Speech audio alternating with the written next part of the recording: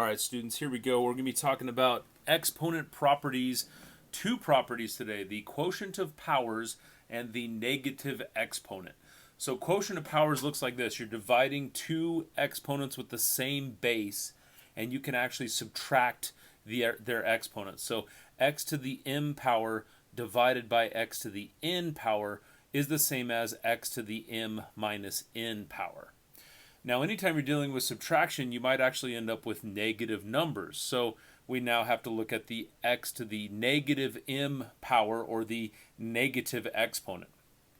Any number x to the negative m power becomes its reciprocal. It flips to be 1 over x to the m power, and m is now positive. So anytime we see this with a negative, we're actually going to flip it to the reciprocal and show it as a positive. Let's get right into it. We have n to the ninth divided by n to the fifth, and 9 minus 5 is what we're looking at. So we have n to the 9 minus 5, that's 4, so n to the fourth power. Pretty simple on the quotient of powers. Let's look at this one. We actually have three parts. You can kind of see them, the coefficients, the a's, and the b's. 30 divided by 2, or just looking to simplify 30 and 2, it does get 15. A to the ninth minus a to the sixth, so 9 minus 6 is a to the third.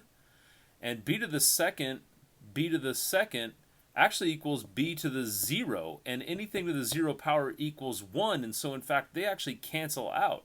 So we have the 0 power as well, and if equals 1, it's just that thing, so 15a to the third will be our answer. The b is eliminated.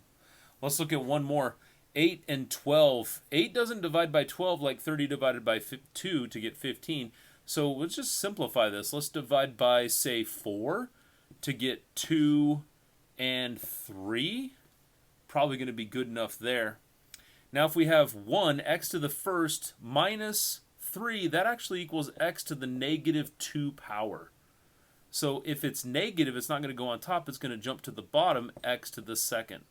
That also makes sense because if you have 1 on top and 3 on bottom, 1 would cancel out on top, leaving you 2 x's on bottom, and that shows x to the second.